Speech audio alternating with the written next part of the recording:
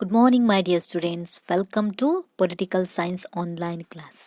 Dear students, in previous video, we have learned topic like meaning, definitions and features of rigid constitution. Today, in this video, I am going to explain the flexible constitution. ಪ್ರಿಯ ವಿದ್ಯಾರ್ಥಿಗಳೇ, ಕಳೆದಂತಹ ಒಂದು ಅವಧಿಯಲ್ಲಿ ನಾವು ಅನಮ್ಯ ಸಂವಿಧಾನದ ಅರ್ಥ, ವ್ಯಾಖ್ಯೆ ಮತ್ತು ಅವುಗಳ ಲಕ್ಷಣಗಳ ಕುರಿತಾಗಿ ತಿಳಿದಿದ್ದೇವೆ. ಇಂದಿನ ಅವಧಿಯಲ್ಲಿ ನಮ್ಯ ಸಂವಿಧಾನದ ಕುರಿತಾಗಿ ತಿಳಿಯೋಣ. Okay, what is flexible constitution? ಹಾಗಿದ್ರೆ ಏನಪ್ಪ ನಮ್ಯ ಸಂವಿಧಾನ ಅಂತಂದ್ರೆ ಏನು ಅಂತ ನಾವು ನೋಡ್ತಾ ಹೋಗೋದಾದ್ರೆ, A constitutions which can B amended easily in the same way as that of passing the ordinary law is known as flexible constitution. ನಮ್ಯ ಸಂವಿಧಾನ ಅಂತಂದ್ರೆ ಒಂದು ರಾಷ್ಟ್ರದ ಸಂವಿಧಾನವನ್ನ ಸಾಮಾನ್ಯ ಶಾಸನ ಕ್ರಮದಂತೆ ಸರಳ ರೀತಿಯಲ್ಲಿ ತಿದ್ದುಪಡಿ ಮಾಡದೆ ಅದನ್ನ ವಿಶೇಷವಾದಂಥ ವಿಧಾನದ ಮೂಲಕ ಅನುಸರಿಸದೆ ಸರಳ ತಿದ್ದುಪಡಿ ಮಾಡಿದಲ್ಲಿ, ನೋಡಿ, ರಾಷ್ಟ್ರದ ಸಂವಿಧಾನವನ್ನ ಸಾಮಾನ್ಯ ಶಾಸನ ಕ್ರಮದಂತೆಯೇ ಸರಳ ರೀತಿಯಲ್ಲಿ ತಿದ್ದುಪಡಿ ಮಾಡಿದ್ದಲ್ಲಿ ಅದನ್ನ ನಮ್ಯ ಸಂವಿಧಾನ ಎಂದು ಕರೆಯುವಂಥದ್ದನ್ನು ನಾವು ನೋಡ್ತೀವಿ. It's not A special methods for amendment. ಇಲ್ಲಿ ಏನು ನೋಡೋದಿಲ್ಲ ನಾವು, ನಮ್ಯ ಸಂವಿಧಾನದಲ್ಲಿ ಸಂವಿಧಾನವನ್ನು ತಿದ್ದುಪಡಿ ಮಾಡಲು ಯಾವುದೇ ರೀತಿಯಾದಂಥ ವಿಶೇಷವಾದಂಥ ವಿಧಾನವನ್ನು ಅನುಸರಿಸದೇ ಇರುವಂಥದ್ದನ್ನು ನಾವು ನೋಡ್ತೀವಿ. ಸೊ ಲಾಸ್ಟ್ ಒಂದು ವಿಡಿಯೋದಲ್ಲಿ ನಾನು ನಿಮಗೆ ಎಕ್ಸಾಂಪಲ್ ಕೊಟ್ಟಿದ್ದೆ. ಒಂದು ಸ್ಟಿಕ್ಕನ್ನು ತಗೊಂಡಾವಾಗ ಅದನ್ನು ಬೆಂಡ್ ಮಾಡಲಿಕ್ಕೆ ಈಸಿಯಾಗಿ ಬೆಂಡ್ ಮಾಡಲಿಕ್ಕೆ ಬಂತು ಅಂತಂದರೆ, ಕಂಪೇರ್ ಮಾಡಿಕೊಂಡ್ರೆ ನಾವು ಎಕ್ಸಾಂಪಲ್ ಆಗಿ ಒಂದು ಸ್ಟಿಕ್ಕನ್ನು, ಒಂದು ಸಂವಿಧಾನ, ಒಂದು ಕಾನ್ಸ್ಟಿಟ್ಯೂಷನ್ ಅಥವಾ ಒಂದು ಕೋಲನ್ನು ಸಂವಿಧಾನ ಅಂತ ತಿಳ್ಕೊಂಡಾವಾಗ ಆ ಕೋಲನ್ನು ಸ್ವಲ್ಪ ಮಟ್ಟಿಗೆ ಭಾಗಿಸಿದಾಗ ಬೆಂಡ್ ಆದರೆ ಅದು ಈಸಿಯಾಗಿ ಅದನ್ನು ಆ ಒಂದು ಸ್ಟಿಕ್ಕನ್ನು ಬೆಂಡ್ ಮಾಡಲಿಕ್ಕೆ ಬಂದರೆ ಅದನ್ನು ನಾವು ಫ್ಲೆಕ್ಸಿಬಲ್ ಸ್ಟಿಕ್ ಅಂತ ಕರಿತೀವಿ. ಅದೇ ರೀತಿಯಾಗಿ ಸಂವಿಧಾನವನ್ನು ಸರಳ ರೀತಿಯಲ್ಲಿ ತಿದ್ದುಪಡಿಯನ್ನು ಮಾಡಲಿಕ್ಕೆ ಬಂದರೆ ಅದನ್ನು ನಾವು ನಮ್ಯ ಸಂವಿಧಾನ ಅಂತ ಕರೆಯುವಂಥದ್ದನ್ನು ನಾವು ನೋಡ್ತೀವಿ. To the constitution which can be a amended easily in the same way as that of passing the ordinary law is known as flexible constitution. ಒಂದು ರಾಷ್ಟ್ರದ ಸಂವಿಧಾನವನ್ನು ಸಾಮಾನ್ಯ ಶಾಸನ ಕ್ರಮದಂತೆಯೇ ಸರಳ ರೀತಿಯಲ್ಲಿ ತಿದ್ದುಪಡಿ ಮಾಡಿದಲ್ಲಿ ಅದನ್ನು ನಮ್ಯ ಸಂವಿಧಾನ ಎಂದು ಕರೆದಿರುವಂಥದ್ದನ್ನು ನಾವು ನೋಡ್ತೀವಿ. ಇಲ್ಲಿ ಸಂವಿಧಾನ ತಿದ್ದುಪಡಿ ಮಾಡಲು ಯಾವುದೇ ಒಂದು ವಿಶೇಷ ವಿಧಾನವನ್ನು ಅನುಸರಿಸದೇ ಇರುವಂಥದ್ದನ್ನು ನಾವು ನೋಡಬಹುದಾಗಿದೆ. In these types of special methods for amendment is not required. ಇಲ್ಲಿ ಯಾವುದೇ ರೀತಿಯಾದಂಥ ವಿಶೇಷ ವಿಧಾನವನ್ನು ಅನುಸರಿಸಲಿಕ್ಕೆ ಆಗೋದಿಲ್ಲ. It does not make any difference between the constitutional law and ordinary law, and both the law are made by the parliament by following in common law making procedure. ನೋಡಿ, ಈ ಒಂದು ನಮ್ಯ ಸಂವಿಧಾನದಲ್ಲಿ ಸಾಮಾನ್ಯ ಕಾನೂನು ಮತ್ತು ಸಂವಿಧಾನಾತ್ಮಕ ಕಾನೂನಿಗೂ ಯಾವುದೇ ರೀತಿಯಾದಂಥ ವ್ಯತ್ಯಾಸಗಳು ಇರೋದಿಲ್ಲ. ಹಾಗೂ ಈ ಎರಡು ರೀತಿಯ ಕಾನೂನುಗಳನ್ನು ಸಹ ಪಾರ್ಲಿಮೆಂಟೇ ಸಾಮಾನ್ಯ ಶಾಸನ ರಚನೆ ವಿಧಾನದಂತೆಯೇ ರಚಿಸಲ್ಪಟ್ಟಿರುವಂಥದ್ದನ್ನು ನಾವು ನೋಡ್ತೀವಿ. ನಮ್ಮ ಸಂವಿಧಾನ ತಿದ್ದುಪಡಿ, ಒಂದು ನಮ್ಯ ಸಂವಿಧಾನವನ್ನು ತಿದ್ದುಪಡಿ ಮಾಡಲಿಕ್ಕೆ ವಿಶೇಷವಾದಂಥ ವಿಧಾನವನ್ನು ಅನುಸರಿಸುವಂಥ ಅವಶ್ಯಕತೆ ಇಲ್ಲದೇ ಇರುವಂಥದ್ದನ್ನು ನಾವು ಸಾಮಾನ್ಯವಾಗಿ ನೋಡಬಹುದಾಗಿದೆ. ಹಾಗಾಗಿ ಇಲ್ಲಿ ವಿಶೇಷವಾದಂಥ ಮೆಥಡನ್ನು ಫಾಲೋ ಮಾಡಬೇಕಾದಂಥ ಅವಶ್ಯಕತೆ ಇರೋದಿಲ್ಲ. The parliament of country Parliament of the country is a sovereign law-making body. A flexible constitution may be written or unwritten. ನೋಡಿ, ಸಾಮಾನ್ಯವಾಗಿ ಈ ಒಂದು ಸಂವಿಧಾನವನ್ನು ಅಥವಾ ನಮ್ಯ ಸಂವಿಧಾನವನ್ನು ಹೇಗೆ ಸರಳ ರೀತಿಯಲ್ಲಿ ತಿದ್ದುಪಡಿ ಮಾಡಲಿಕ್ಕೆ ಸಾಧ್ಯ ಅಂತಂದರೆ, ಸಾಮಾನ್ಯವಾಗಿ ಅಲ್ಲಿ ಏನಾಗಿರುವಂಥದ್ದು, ಸರಳ ರೀತಿಯಲ್ಲಿ ಅಲ್ಲಿ ಸಂವಿಧಾನಾತ್ಮಕ ಕಾನೂನಿಗೂ ಸಾಮಾನ್ಯ ಕಾನೂನಿಗೂ ವ್ಯತ್ಯಾಸಗಳು ಇರೋದಿಲ್ಲ. ಫಾರ್ ಎಕ್ಸಾಂಪಲ್, ಇಂಗ್ಲೆಂಡ್ ಅಂತ ನಾವು ತಗೊಳ್ಬಹುದು. The flexible constitution may be a written or unwritten. The constitution of UK is the best example of flexible constitution. ಒಂದು ಇಂಗ್ಲೆಂಡ್ ಸಂವಿಧಾನ ಎನ್ನುವಂಥದ್ದು ನಮ್ಯ ಸಂವಿಧಾನಕ್ಕೆ ಉತ್ತಮವಾದಂಥ ಉದಾಹರಣೆಯಾಗಿರುವಂಥದ್ದನ್ನು ಇಲ್ಲಿ ನಾವು ನೋಡಬಹುದಾಗಿದೆ. ಇಲ್ಲಿ ಯಾವುದೇ ರೀತಿಯಾದಂಥ ಒಂದು ವಿಶೇಷವಾದಂಥ ವಿಧಾನವನ್ನು ಅನುಸರಿಸಬೇಕಾಗಿಲ್ಲ. ಇಂಗ್ಲೆಂಡ್ ಆಲ್ಮೋಸ್ಟ್ ಆಗಿ ಲಿಖಿತವಾಗಿಯೂ ಇರ್ಬೋದು, ಅಲಿಖಿತವಾಗಿಯೂ ಇರ್ಬೋದು ನಮ್ಮ ಸಂವಿಧಾನ ಎನ್ನುವಂಥದ್ದು. ಆದರೆ ಹೆಚ್ಚಿನದಾಗಿ ನಮ್ಮ ಸಂವಿಧಾನ ಎನ್ನುವಂಥದ್ದು ಅಲಿಖಿತ ರೂಪದಲ್ಲಿಯೇ ಇರುವಂಥದ್ದನ್ನು ನಾವು ಸಾಮಾನ್ಯವಾಗಿ ನೋಡಲಿಕ್ಕೆ ಸಿಗುವಂಥದ್ದನ್ನು ನಾವು ಕಾಣಬಹುದಾಗಿದೆ. ಹಾಗಾಗಿ ಈ ಒಂದು ನಮ್ಮ ಸಂವಿಧಾನಕ್ಕೆ ಉತ್ತಮವಾದಂಥ ಉದಾಹರಣೆ ಅಂತಂದರೆ ಇಂಗ್ಲೆಂಡ್ ಆಗಿರುವಂಥದ್ದನ್ನು ನಾವು ನೋಡಬಹುದಾಗಿದೆ. Today, flexible constitution may be written or unwritten. The constitution of UK is the best example of the flexible constitution. ನಮ್ಮ ಸಂವಿಧಾನಕ್ಕೆ ಉತ್ತಮವಾದಂಥ ಉದಾಹರಣೆ ನಾನು ಆಲ್ರೆಡಿ ಈಗ ಹೇಳಿದಾಗೆ ಇಂಗ್ಲೆಂಡ್ ಎನ್ನುವಂಥದ್ದು ಉತ್ತಮವಾದಂಥ ಉದಾಹರಣೆಯಾಗಿರುವಂಥದ್ದನ್ನು ನಾವು ನೋಡ್ತೀವಿ. ಇಂಗ್ಲೆಂಡ್ನಲ್ಲಿ ಯಾವುದೂ ಸಹ ಆಲ್ಮೋಸ್ಟ್ ಬರ್ಕೊಂಡಿರೋದಿಲ್ಲ. ಹಾಗಾಗಿ ಅದನ್ನು ಈಸಿಯಾಗಿ ತಿದ್ದುಪಡಿ ಮಾಡಲಿಕ್ಕೆ ಸಹಕಾರಿಯಾಗಿರುವಂಥದ್ದನ್ನು ನಾವು ನೋಡ್ತೀವಿ. ಯಾಕಂತಂದರೆ ಇಲ್ಲಿ ಸಂವಿಧಾನವನ್ನು ಅಥವಾ ಸಂವಿಧಾನಾತ್ಮಕ ಕಾನೂನು ಎನ್ನುವಂಥದ್ದು ಬೇರೆ ಇರೋದಿಲ್ಲ. ಸಾಮಾನ್ಯ ಕಾನೂನನ್ನು ಸಹ ಪಾರ್ಲಿಮೆಂಟ್ ರಚನೆ ಮಾಡಿರುತ್ತೆ. ಸಂವಿಧಾನಾತ್ಮಕ ಕಾನೂನನ್ನು ಸಹ ಪಾರ್ಲಿಮೆಂಟೇ ಮೇಡ್ ಬೈ ದಿ ಪಾರ್ಲಿಮೆಂಟ್, ಸಂಸತ್ತೇ ರಚನೆ ಮಾಡಿರುತ್ತೆ. ಅದಕ್ಕೋಸ್ಕರವಾಗಿ ಈ ಎರಡರ ನಡುವೆ ಯಾವುದೇ ರೀತಿಯಾದಂಥ ವ್ಯತ್ಯಾಸಗಳನ್ನು ನಾವು ನೋಡಲಿಕ್ಕೆ ಸಾಧ್ಯ ಇಲ್ಲ. ನಿಮಗೆ ಎಕ್ಸಾಮಲ್ಲೂ ಸಹ ಕೇಳಬಹುದು, ಯಾವುದು ಅನಮ್ಯ ಸಂವಿಧಾನಕ್ಕೆ ಉತ್ತಮವಾದಂಥ ಉದಾಹರಣೆ ಯಾವುದಾಗಿರುತ್ತೆ. One example for flexible constitution, ಯಾವುದಾದ್ರೂ ಒಂದು ಉದಾಹರಣೆ ಕೊಡಿ ಅಂತಂದರೆ UK, ಯುನೈಟೆಡ್ ಕಿಂಗ್ಡಮ್, ಅಂದರೆ ಇಂಗ್ಲೆಂಡ್ ಎನ್ನುವಂಥದ್ದು ನಮ್ಮ ಸಂವಿಧಾನಕ್ಕೆ ಉತ್ತಮವಾದಂಥ ಉದಾಹರಣೆಯಾಗಿರುವಂಥದ್ದನ್ನು ನಾವು ನೋಡಬಹುದಾಗಿದೆ. ಸೊ ಹಾಗಿದ್ರೆ ಇದರ ಒಂದು ಮೀನಿಂಗನ್ನು ನಾವು ತಿಳ್ಕೊಂಡ್ವಿ. ನಮ್ಮ ಸಂವಿಧಾನ ಅಂತಂದರೆ ಏನು ಎನ್ನುವಂಥದ್ದನ್ನು ತಿಳ್ಕೊಂಡ್ವಿ. ನಂತರದಲ್ಲಿ next step on the definitions.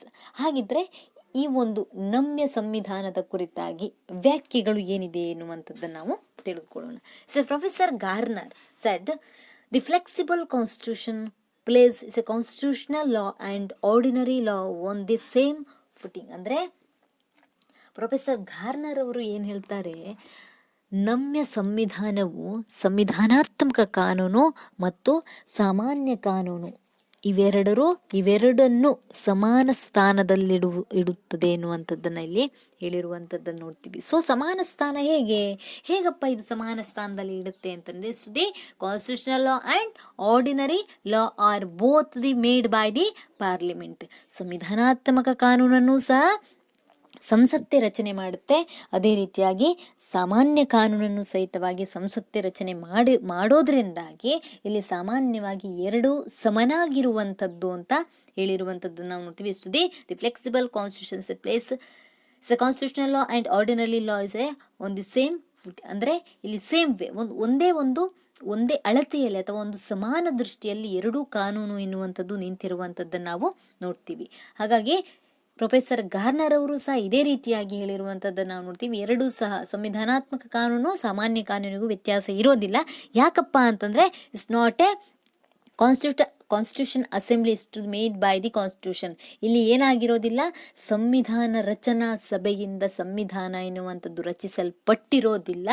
ಹಾಗಾಗಿ ಈ ಒಂದು ಸರಳ ಸಂವಿಧಾನವನ್ನು ತಿದ್ದುಪಡಿ ಮಾಡುವಂಥದ್ದು ಅತ್ಯಂತ ಸರಳಯುತವಾಗಿದೆ ಎನ್ನುವಂಥದ್ದನ್ನು ಇಲ್ಲಿ ಪ್ರೊಫೆಸರ್ ಗಾರ್ನರ್ ಅವರು ಸಹ ಹೇಳಿರುವಂಥದ್ದನ್ನು ನಾವು ನೋಡ್ತೀವಿ. ಹಾಗಾಗಿ ಭಾರತವು ಭಾಗಶಃ ನಮ್ಯ ಸಂವಿಧಾನವಾಗಿದ್ದು ಇಲ್ಲಿ ಸಂವಿಧಾನದ ಕೆಲವು ವಿಧಿಗಳನ್ನು ತಿದ್ದುಪಡಿ ಮಾಡಲು ಅತಿ ಸರಳವಾದಂಥ ವಿಧಾನವನ್ನು ಆಗುವಂಥದ್ದು.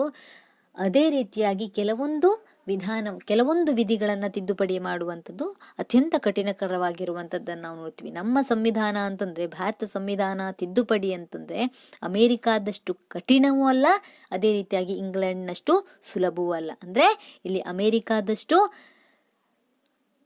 ಅನಮ್ಯವೂ ಅಲ್ಲ ನಮ್ಮ ಸಂವಿಧಾನ ಎನ್ನುವಂಥದ್ದು, ಅದೇ ರೀತಿಯಾಗಿ ಇಂಗ್ಲೆಂಡ್ ಸಂವಿಧಾನದಷ್ಟು ನಮ್ಯವೂ ಸಹ ಆಗಿಲ್ಲದೆ ಇರುವಂಥದ್ದನ್ನು ನಾವು ನೋಡ್ತೀವಿ. ಹಾಗಾಗಿ ಭಾರತವು ಭಾಗಶಃ ನಮ್ಯ ಸಂವಿಧಾನ ಆದರೆ ಭಾಗಶಃ ಅನಮ್ಯ ಸಂವಿಧಾನ ಆಗಿರುವಂಥದ್ದನ್ನು ನಾವಿಲ್ಲಿ ನೋಡ್ಬೋದಾಗಿದೆ. Next is A features of flexible constitution. ಹಾಗಿದ್ರೆ ನಮ್ಯ ಸಂವಿಧಾನದ ಲಕ್ಷಣಗಳು ಏನು ಎನ್ನುವಂಥದ್ದನ್ನು ನಾವು ತಿಳ್ಕೊಂಡ್ರೆ ಸಂಪೂರ್ಣವಾದಂಥ ಒಂದು ವಿವರಣೆ ನಮಗೆ ಸಿಕ್ಕದಂತಾಗುತ್ತೆ. Is a first features in a flexible constitution there is a no distinctions between the constitutional law and ordinary law. ಹಾಗಾಗಿ ನಮ್ಮ ಸಂವಿಧಾನದಲ್ಲಿ ಸಂವಿಧಾನಾತ್ಮಕ ಕಾನೂನಿಗೂ ಮತ್ತು ಸಾಮಾನ್ಯ ಕಾನೂನಿಗೂ ಯಾವುದೇ ರೀತಿಯಾದಂಥ ವ್ಯತ್ಯಾಸ ಇರೋದಿಲ್ಲ. ಯಾಕೆ ವ್ಯತ್ಯಾಸ ಇರೋದಿಲ್ಲ? ಇಲ್ಲಿ ಸಂವಿಧಾನವನ್ನು ಏನು ಮಾಡಿರೋದಿಲ್ಲ, ಹೆಚ್ಚಿನದಾಗಿ ಸಂವಿಧಾನ ರಚನಾ ಸಭೆಯಿಂದ ರಚಿಸಲ್ಪಟ್ಟಿರೋದಿಲ್ಲ. ಸಾಮಾನ್ಯವಾಗಿ ಪಾರ್ಲಿಮೆಂಟ್ ಅಥವಾ ಸಂಸತ್ತೇ ಏನಾಗಿರುವಂಥದ್ದು, ನಮ್ಮ ಸಂವಿಧಾನವನ್ನು ರಚನೆ ಮಾಡಿರುವಂಥದ್ದನ್ನು ನಾವು ನೋಡ್ತೀವಿ. ಹಾಗಾಗಿ ಇಲ್ಲಿ ಸಂವಿಧಾನಾತ್ಮಕ ಕಾನೂನನ್ನು ಸಾಮಾನ್ಯ ಕಾನೂನಿನ ರೀತಿಯಲ್ಲಿಯೇ ತಿದ್ದುಪಡಿ ಮಾಡಲು ಸಾಧ್ಯವಾಗುತ್ತೆ. ಹಾಗಾಗಿ ಇಲ್ಲಿ ಸಂವಿಧಾನಾತ್ಮಕ ಕಾನೂನಿಗೂ ಮತ್ತು ಸಾಮಾನ್ಯ ಕಾನೂನು ಎರಡರ ನಡುವೆ ಯಾವುದೇ ರೀತಿಯಾದಂಥ ವ್ಯತ್ಯಾಸವನ್ನು ನಾವು ನೋಡಲಿಕ್ಕೆ ಸಾಧ್ಯ ಇಲ್ಲದೇ ಇರುವಂಥದ್ದನ್ನು ನಾವು ನೋಡಬಹುದಾಗಿದೆ. Next second one is A constitutional law and ordinary law made by the parliament. So ಹೇಳಿದಾಗೆ ಏನು, ನಮ್ಮ ಸಂವಿಧಾನದಲ್ಲಿ ಸಂವಿಧಾನಾತ್ಮಕ ಕಾನೂನು ಮತ್ತು ಸಾಮಾನ್ಯ ಕಾನೂನು ಇವೆರಡನ್ನೂ ಸಹ ಪಾರ್ಲಿಮೆಂಟ್ ಅಥವಾ ಸಂಸತ್ತೇ ರಚಿಸಿರುವಂಥದ್ದನ್ನು ನಾವು ನೋಡ್ತೀವಿ. ಹಾಗಾಗಿ ಇವೆರಡರ ನಡುವೆ ವ್ಯತ್ಯಾಸನೂ ಇಲ್ಲ. ಸಾಮಾನ್ಯ ಕಾನೂನನ್ನು ಒಂದೇ ರೀತಿಯಾಗಿ ತಿದ್ದುಪಡಿ ಮಾಡಬಹುದು, ಸಂವಿಧಾನಾತ್ಮಕ ಕಾನೂನನ್ನು ಸಹಿತವಾಗಿ ಒಂದೇ ರೀತಿಯಾಗಿ ತಿದ್ದುಪಡಿ ಮಾಡಬಹುದು. ಸಾಮಾನ್ಯವಾಗಿ ಅಲಿಖಿತ ಸಂವಿಧಾನ ಇರುವಲ್ಲಿ ಸಮಸ್ಯೆಗಳೇ ಇಲ್ಲ. ಅಲ್ಲಿ ಯಾವ ಕಾನೂನುಗಳು ಲಿಖಿತ ರೂಪದಲ್ಲಿ ಇರೋದಿಲ್ಲ. ಆವಾಗ ಅದನ್ನು ತಿದ್ದುಪಡಿ ಮಾಡುವಂಥದ್ದು ಸರಳಯುತವಾಗುವಂಥದ್ದನ್ನು ನಾವು ನೋಡ್ಬೋದಾಗಿದೆ. Next, there is a no special procedure to amended the constitution. ನಮ್ಮ ಸಂವಿಧಾನ ಇರುವಲ್ಲಿ ಸಂವಿಧಾನವನ್ನು ತಿದ್ದುಪಡಿ ಮಾಡಲು ವಿಶೇಷ ಕ್ರಮ ಅನುಸರಿಸದೆ ತುಂಬ ಸರಳವಾಗಿ ತಿದ್ದುಪಡಿಯನ್ನು ಮಾಡಲು ಸಾಧ್ಯವಾಗುವಂಥದ್ದನ್ನು ನಾವು ನೋಡಬಹುದಾಗಿದೆ. ವಿಶೇಷ ರೀತಿಯಲ್ಲಿ ಏನು ಮಾಡಲಿಕ್ಕೆ ಸಾಧ್ಯ ಇಲ್ಲ, ತಿದ್ದುಪಡಿಯನ್ನು ಮಾಡುವುದು ಬೇಡ, ಅತ್ಯಂತ ಸರಳ ರೀತಿಯಲ್ಲಿ ತಿದ್ದುಪಡಿಯನ್ನು ಮಾಡಲಿಕ್ಕೆ ಸಾಧ್ಯ ಆಗಿರುವಂಥದ್ದನ್ನು ನಾವು ನೋಡಬಹುದಾಗಿದೆ. ಅಂದರೆ ಪಾರ್ಲಿಮೆಂಟಲ್ಲಿ ಒಂದು ಮೆಜಾರಿಟಿಯಲ್ಲಿ ಪಾಸ್ ಆದರೆ ಸಾಕು ಬಿಲ್ ಎನ್ನುವಂಥದ್ದು. ಒಂದು ಸರಳ ಬಹುಮತದಿಂದ ಆ ಒಂದು ಬಿಲ್ ಎನ್ನುವಂಥದ್ದು ಪಾಸ್ ಆದರೆ, ಅಥವಾ ಆ ಒಂದು ಸಂವಿಧಾನವನ್ನು ತಿದ್ದುಪಡಿ ಅಥವಾ ಕಾನೂನನ್ನು ತಿದ್ದುಪಡಿ ಮಾಡಬೇಕು ಅಂತ ಬಿಲ್ ಪಾಸ್ ಆದರೆ ಸಾಕು, ಅದು ಈಸಿಯಾಗಿ ಅದನ್ನು ತಿದ್ದುಪಡಿ ಮಾಡಲಿಕ್ಕೆ, ಆ ಒಂದು ವಿಧಿಯನ್ನು ಅಥವಾ ಆ ಒಂದು ಕಾನೂನನ್ನು ತಿದ್ದುಪಡಿ ಮಾಡಲಿಕ್ಕೆ ಸಹಕಾರಿಯಾಗುತ್ತೆ. ಹಾಗಾಗಿ ಇಲ್ಲಿ ಸಂವಿಧಾನವನ್ನು ತಿದ್ದುಪಡಿ ಮಾಡಲು ಯಾವುದೇ ರೀತಿಯಾದಂಥ ಒಂದು ವಿಶೇಷವಾದಂಥ ಕ್ರಮವನ್ನು ಅನುಸರಿಸಬೇಕಾದಂಥ ಅವಶ್ಯಕತೆ ಇಲ್ಲದೇ ಇರುವಂಥದ್ದನ್ನು ನಾವು ನೋಡಬಹುದಾಗಿದೆ. So next, power of the government are defined and limited by the parliament. ಇಲ್ಲಿ ನಮ್ಮ ಸಂವಿಧಾನ ಇರುವಲ್ಲಿ ಸರ್ಕಾರದ ಅಧಿಕಾರಗಳು ಪಾರ್ಲಿಮೆಂಟಿನಿಂದ ನಿರೂಪಿಸಲ್ಪಟ್ಟು ಪಾರ್ಲಿಮೆಂಟಿನ ಮಿತಿಗೆ ಒಳಪಟ್ಟಿರುವಂಥದ್ದನ್ನು ನಾವು ನೋಡಬಹುದಾಗಿದೆ. ಏನಂತಂದರೆ, ಎಲ್ಲಿ ನಮ್ಮ ಸಂವಿಧಾನ ಇದೆಯೋ ಅಲ್ಲಿ ಸಾಮಾನ್ಯವಾಗಿ ಅಲಿಖಿತ ಸಂವಿಧಾನ ಇರುತ್ತೆ. ಆ ಅಲಿಖಿತ ಸಂವಿಧಾನ ಇದ್ದಾವಾಗ ಯಾವುದೇ ಸಂವಿಧಾನ ರಚನಾ ಸಭೆಯಿಂದ ರಚಿಸಲ್ಪಟ್ಟಿರೋದಿಲ್ಲ. ಯಾಕೆ? ಸಂವಿಧಾನಾತ್ಮಕ ಕಾನೂನನ್ನು ಮಾಡಿದಂಥವರು ಪಾರ್ಲಿಮೆಂಟೇ ಆಗಿರುತ್ತೆ. ಹಾಗಾಗಿ ಇಲ್ಲಿ ಸಂವಿಧಾನ ಎನ್ನುವಂಥದ್ದು ಶ್ರೇಷ್ಠತೆಯನ್ನು ಪಡ್ಕೊಂಡಿರೋದಿಲ್ಲ. ಪಾರ್ಲಿಮೆಂಟ್ ಅಥವಾ ಸಂಸತ್ತು ಎನ್ನುವಂಥದ್ದೇ ಹೆಚ್ಚಿನ ಶ್ರೇಷ್ಠತೆಯನ್ನು ಪಡ್ಕೊಂಡಿರುತ್ತೆ. ಸಂಸತ್ತು ಹೇಳಿದಂತೆ ಎಲ್ಲ ಅಧಿಕಾರ ಎನ್ನುವಂಥದ್ದು ನಡೆಯುವಂಥದ್ದನ್ನು ನಾವು ನೋಡ್ಬೋದು. ಯಾವುದೇ ಒಂದು ಸಂವಿಧಾನಕ್ಕಿರಲಿ ಅಥವಾ ಇನ್ಯಾರಿಗೆ ಇರಲಿ ಶ್ರೇಷ್ಠವಾದಂಥ ಅಧಿಕಾರ ಎನ್ನುವಂಥದ್ದು ಇರೋದಿಲ್ಲ. ಆ ಶ್ರೇಷ್ಠವಾದಂಥ ಅಧಿಕಾರ ಎನ್ನುವಂಥದ್ದು ಕೇವಲ ಪಾರ್ಲಿಮೆಂಟ್ ಅಥವಾ ಸಂಸತ್ತಿನ ಹತ್ರ ಇರುವಂಥದ್ದನ್ನು ನಾವಿಲ್ಲಿ ನೋಡಬಹುದಾಗಿದೆ. ಸೊ ಹಾಗಾಗಿ the powers of the government are defined the limited by the parliament. ಇಲ್ಲಿ ಏನಾಗಿರುವಂಥದ್ದು, ಹಾಗಾಗಿ ಎಲ್ಲ ಅಧಿಕಾರ ಎನ್ನುವಂಥದ್ದು ಸಂಸತ್ತಿನ ಚೌಕಟ್ಟಿನ ಒಳಗಡೆ ನಡೆಯುವಂಥದ್ದನ್ನು ನಾವು ನೋಡಬಹುದಾಗಿದೆ. So next, the judiciary cannot interpret the law made by the parliament. ಎಲ್ಲಿ ನಮ್ಮ ಸಂವಿಧಾನ ಇದೆಯೋ ಅಲ್ಲಿ ಸಂವಿಧಾನದಲ್ಲಿ ಪಾರ್ಲಿಮೆಂಟ್ನಿಂದ ರಚಿಸಲ್ಪಟ್ಟಂಥ ಎಲ್ಲ ಶಾಸನಗಳು ನ್ಯಾಯಿಕ ವಿಮರ್ಶೆಗೆ ಒಳಪಡದೆ ಪಾರ್ಲಿಮೆಂಟ್ ಪಾರಮತ್ಯತೆಯನ್ನು ಹೊಂದಿರುವಂಥದ್ದನ್ನು ನಾವು ನೋಡ್ತೀವಿ. ಎಲ್ಲಿ ಅನಮ್ಯ ಸಂವಿಧಾನವಿದೆಯೋ ಅಲ್ಲಿ ಸಂವಿಧಾನ ಎನ್ನುವಂಥದ್ದು ಶ್ರೇಷ್ಠತೆಯನ್ನು ಪಡ್ಕೊಂಡಿರುತ್ತೆ. ಹಾಗಾಗಿ ಅಲ್ಲಿ ನ್ಯಾಯಿಕ ವಿಮರ್ಶಾಧಿಕಾರಕ್ಕೆ, ನ್ಯಾಯಾಂಗಕ್ಕೆ ಅಧಿಕಾರ ಇರುವಂಥದ್ದನ್ನು ನಾವು ನೋಡ್ತೀವಿ. ಒಂದೊಮ್ಮೆ ಯಾವುದೋ ಒಂದು ಕಾನೂನು ಸಂವಿಧಾನ ಬಾಹಿರವಾಗಿ ಪಾರ್ಲಿಮೆಂಟ್ ಏನಾದರೂ ಇಂಪ್ಲಿಮೆಂಟ್ ಮಾಡಿತು ಅಂತ ಆದರೆ ಆವಾಗ ಅದು ಸಂವಿಧಾನಬದ್ಧವಾಗಿದೆಯೋ, ಸಂವಿಧಾನ ಹೊರಗಡೆ ಇದೆಯೋ ಅಥವಾ ಸಂವಿಧಾನದ ಮೀರಿ ಕಾನೂನು ಮಾಡಲ್ಪಟ್ಟಿದೆಯೋ ಅಂತ ಕೋರ್ಟ್ ಅಥವಾ ನ್ಯಾಯಾಂಗ ಎನ್ನುವಂಥದ್ದು ಅದನ್ನು ವಿಮರ್ಶೆ ಮಾಡಬಹುದು, ಅಥವಾ ಅದು ಸಂವಿಧಾನ ಚೌಕಟ್ಟಿನ ಒಳಗಿದೆಯೋ ಹೊರಗಿದೆಯೋ ಎನ್ನುವಂಥದ್ದನ್ನು ವಿಚಾರಣೆಯನ್ನು ನಡೆಸಲಿಕ್ಕೆ ಅಥವಾ ನ್ಯಾಯ ತೀರ್ಮಾನವನ್ನು ಕೈಗೊಳ್ಳಲಿಕ್ಕೆ ಅನಮ್ಯ ಸಂವಿಧಾನ ಇರುವಲ್ಲಿ ನ್ಯಾಯಿಕ ವಿಮರ್ಶಾಧಿಕಾರಕ್ಕೆ ಅವಕಾಶ ಇದೆ ನ್ಯಾಯಾಂಗಕ್ಕೆ. ಆದರೆ ನಮ್ಯ ಸಂವಿಧಾನ ಎಲ್ಲಿದೆಯೋ ಅಲ್ಲೆಲ್ಲ ನ್ಯಾಯಾಂಗ ಎನ್ನುವಂಥದ್ದು ಸರ್ವಶ್ರೇಷ್ಠತೆಯನ್ನು ಪಡ್ಕೊಂಡಿಲ್ಲ, ಅದೇ ರೀತಿಯಾಗಿ ಸಂವಿಧಾನ ಎನ್ನುವಂಥದ್ದು ಸರ್ವಶ್ರೇಷ್ಠತೆಯನ್ನು ಪಡ್ಕೊಂಡಿಲ್ಲ.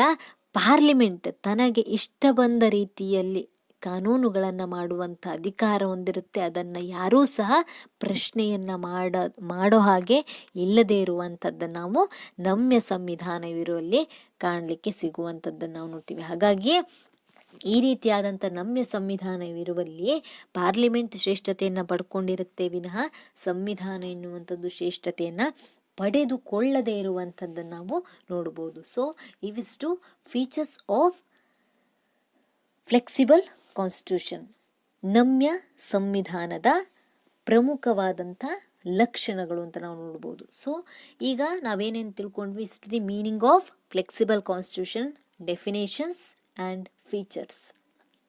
ಇಂದಿನ ಒಂದು ವಿಡಿಯೋದಲ್ಲಿ ನಾವು ತಿಳ್ಕೊಂಡಂಥ ವಿಷಯಗಳು ಏನಾಯಿತು, ನಮ್ಯ ಸಂವಿಧಾನದ ಅರ್ಥಗಳಿರ್ಬೋದು, ನಮ್ಯ ಸಂವಿಧಾನದ ವ್ಯಾಖ್ಯೆಗಳು, ಅದೇ ರೀತಿಯಾಗಿ ನಮ್ಯ ಸಂವಿಧಾನದ ಪ್ರಮುಖವಾದಂಥ ಲಕ್ಷಣಗಳ ಕುರಿತಾಗಿ ತಿಳ್ಕೊಂಡ್ವಿ. ಸೊ ಹಾಗಿದ್ರೆ ವಾಟ್ ಈಸ್ ಫ್ಲೆಕ್ಸಿಬಲ್ ಕಾನ್ಸ್ಟಿಟ್ಯೂಷನ್, ನಮ್ಯ ಸಂವಿಧಾನ ಎಂದರೇನು? ಹಾಗಿದ್ರೆ A constitution which can B amended easily in the same way as that of passing the ordinary law is noun as flexible constitution. ಅಂದರೆ ಒಂದು ರಾಷ್ಟ್ರದ ಸಂವಿಧಾನವನ್ನು ಸಾಮಾನ್ಯ ಶಾಸನ ಕ್ರಮದಂತೆ ಸರಳ ರೀತಿಯಲ್ಲಿ ತಿದ್ದುಪಡಿ ಮಾಡಿದಲ್ಲಿ ಅದನ್ನು ನಮ್ಯ ಸಂವಿಧಾನ ಎಂದು ಕರೆಯುವರು. Ten example. Today, a flexible constitution may be written or unwritten. The constitution of UK is the best example for the flexible constitution.